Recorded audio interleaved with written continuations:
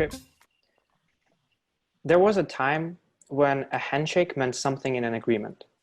When did life get so complicated that we need 10 lawyers in a room for us to make a deal? Although we are highly remote these days, the process is still cumbersome. That's why we're making agreements simple as a handshake again, a digital handshake. My name is Anatolii. I used to be a business owner and worked in compliance and ML in a large bank. While I was there, I've seen how the industry floundered to come up with fragmented solutions for contracts, which were insecure, time-consuming, and expensive. Together with my team, we realized that there was a huge gap, and we wanted to do something about it. Setting up an efficient agreement process takes time, requires a lot of legal know-how, and is costly. Up to 5% of your total revenue is spent on managing deals. Solving the quest on your own makes you go through a lot of pain. That's why we're building Paqt, the agreement setup, negotiation, and execution platform. It's a digital handshake tool that enables the full cycle from offer to negotiation to payment. It adds the accountability layer, reduces legal risk, cuts costs, and speeds up the agreement cycle. This is our product. We want to make modern deal-making a more trustworthy and a secure space. We envision a world where agreements are simpler, horrific bureaucracy is not slowing down the good ideas, brilliant business owners and entrepreneurs who are not legal savvy are able to expedite the process of getting their business out there and make the economy move more easily. With our unique set of tools, like microagreements and signatures, it's everything you need but the lawyer, all in a user-friendly chat environment which is optimized for external communication. Blockchain, digital ID, extractable chat. With our incredible technology, you know who are you dealing with, the communication is immutable, and you're able to prove that the agreement with all of its details actually happened. We have a working MVP where you can make offers, negotiate, sign, and execute the deal all in an easy-to-use chat environment. Alternatively, you can CC a dedicated email, add a chatbot to another platform, and use Paqt solely as the added accountability layer, storing your deal-related communication. Intuitive chat that enables conversational agreements. Full agreement history extracts with all data and media. It's not only legal, but also really comfortable to use. Our product is uniquely configured to be as easy to use and as legally powerful for your deals as possible. Just imagine the flexibility. No other solution has a product architecture offering a full cycle experience built around the agreement. You might have used an e-sign tool like Adobe Sign, connected with email, ContractWorks, or just texted in WhatsApp. There are a lot of fragmented solutions which deliver only a piece of the puzzle. We have an incredible team capable of delivering amazing products. A licensed lawyer, a business expert, and a talented technologist. With the incredible support from our advisors and mentors, we were able to grow faster and in the right direction. We've validated 50 IT service providers, hundreds of face-to-face conversations. A legal firm and a vertical farming company in Toronto are interested and are ready to pay for our solution when it's live. We're also getting additional legal support from Queen's and Western University business law clinics. Our target market are export and import small and medium-sized entities, manufacturers, wholesalers, supply chain frequent deal makers. With our freemium product, we are able to achieve both a profitable model and a comfortable to use solution for our users' underlying customers. Paqt delivers $30 to $50 billion of added value annually in US only. We're planning to run a pilot projects with companies that we are in talks with, create case studies out of that, and scale this through corresponding industries via paid and organic channels. We've staged our development from a minimally sellable product to an optimal, powerful solution.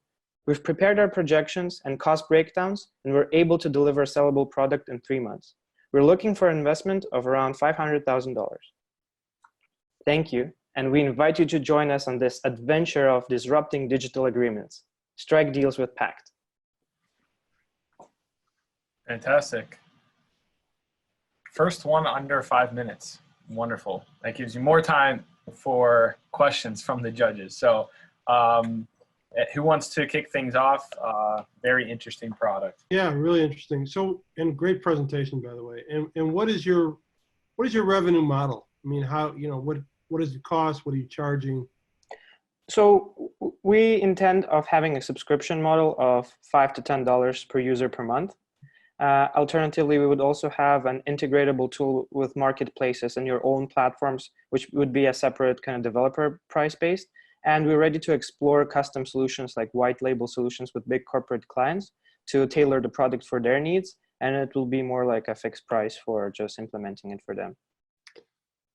So when you pay $5 to $10 per user, if you're dealing with a corporate client, how do you go ahead and price that? How do you scale that? So let's say if it's a corporate client, because we're early in our development right now, we're ready to collaborate with big customers to show that this actually works and provide more value. So we're ready to custom tailor the product for them, for their own use, with a fixed amount of price. In future, when we'll roll this out, we'd charge the corporate clients a little bit higher than $10 per month per user. So just as our neighbor competition would charge, for commercial SaaS products. Okay. Quick question. What do you think the difference is going to be? I think I saw this on one of your prepared questions.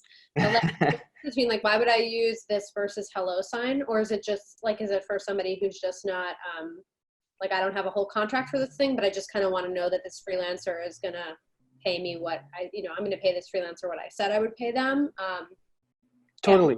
Expect the customers to be, Yeah, so DocuSign, first of all, you have to integrate it with email, which automatically makes it slower. Secondly, we offer a full cycle process, and DocuSign, eSign, Adobe Sign, they don't have KYC, so you don't know who you're dealing with, so you're lacking an essential legal element there. Moreover, you can only sign documents, like the actual PDFs or Word documents with all of those tools. You can't sign photos, videos. You can't enter into a conversational agreement, which is one of our disruptions. So you could discuss main terms just over a chat, and that's binding. That's an agreement there by its own. So maybe you don't even need to sign anything. So because of that, those are limited, fragmented pieces, which we bundle, and we have a signature in chat, so it works similarly.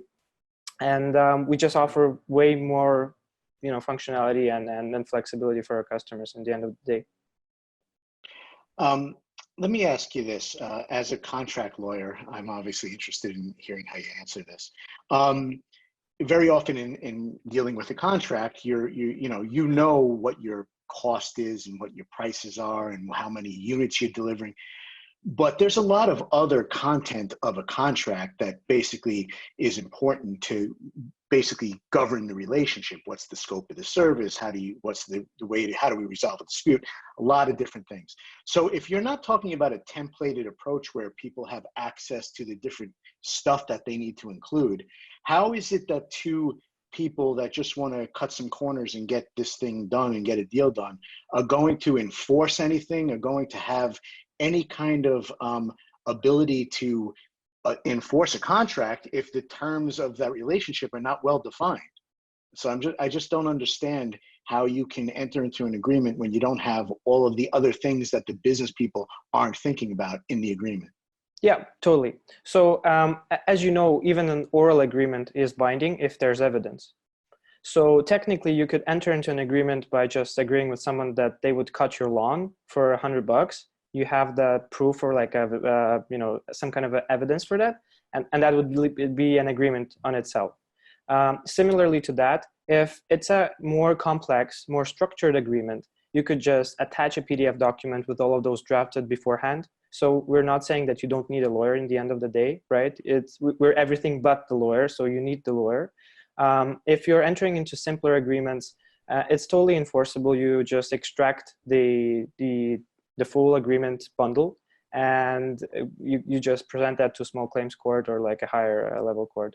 Moreover, we would be creating our own arbitration system.